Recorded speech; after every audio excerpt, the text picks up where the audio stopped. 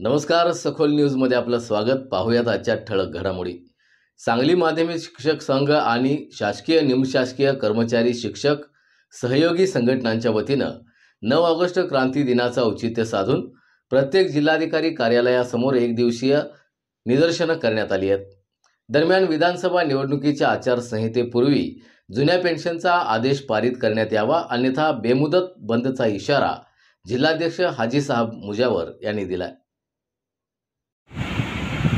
शासकीय निमशासकीय कर्मचारी शिक्षक सहयोगी संघटना 9 ऑगस्ट या क्रांती दिनाचे औचित्य साधून महाराष्ट्र राज्यात जवळजवळ 127 संघटना आज 9 ऑगस्ट रोजी महाराष्ट्रातल्या प्रत्येक जिल्हाधिकारी कार्यालयासमोर एक दिवसाचं निदर्शन आंदोलन करण्यात आलेले आहे. मी अध्यक्ष सांगली जिल्हा माध्यमिक शिक्षक संघ फेडरेशनचं महाराष्ट्र राज्य माध्यमिक शिक्षक संघ फेडरेशनशी संलग्न असणारा आम्ही सर्व या ठिकाणी विधानसभेच्या आचारसंहिता लागू होण्यापूर्वी जुन्या पेन्शनसाठी जे महाराष्ट्राचे मुख्यमंत्री आदरणीय एकनाथ शिंदे साहेब, महाराष्ट्राचे उपमुख्यमंत्री श्री देवेंद्र फडणवीस, अजितदादा पवार यांनी लेखी आश्वासन दिलेले असताना सुद्धा त्या आश्वासनाचं पालन त्यांनी केलेलं नाही आहे. जर विधानसभेची आचारसंहिता लागू होण्यापूर्वी जर जुन्या पेन्शन योजनेचा आदेश पारित नाही केला तर भविष्यामध्ये महाराष्ट्रातले जे मध्यवर्ग शासकीय व निमशासकीय कर्मचारी संघटना बेमुदत संपाची हाक देणार आहेत असे मी आवाहन करतो.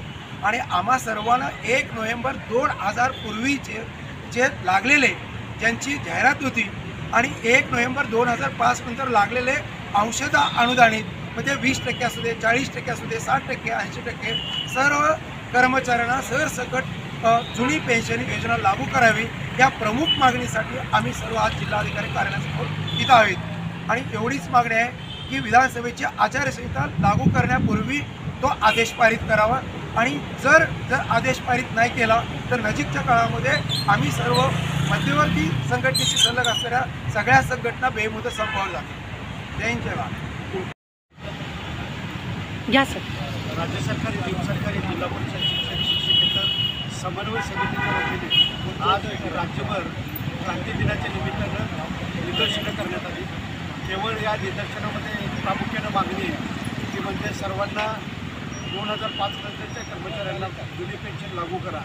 या मागणीसाठी सातत्यानं गेल्या वर्षी 2 वेळा संप करण्यात आला, तरीसुद्धा सरकारनं अद्याप माननीय मुख्यमंत्र्यांनी 4 जून रोजी विधानसभेमध्ये घोषणा केली की आम्ही पेन्शन सुधारित पेन्शन तुम्हाला द्यायला तयार आहोत, पण अद्याप शासन निर्णय किंवा अधिसूचना न काढल्यामुळं महाराष्ट्रभर समस्त कर्मचाऱ्यांमध्ये असंतोष आणि नाराजी आहे. त्या नाराजी व्यक्त करण्यासाठी आज मोठ्या संख्येनं शासकीय निमशासकीय त्याचबरोबर शिक्षक शिक्षकेतर कर्मचारी मोठ्या संख्येने या निदर्शनात सहभागी झालेले होते.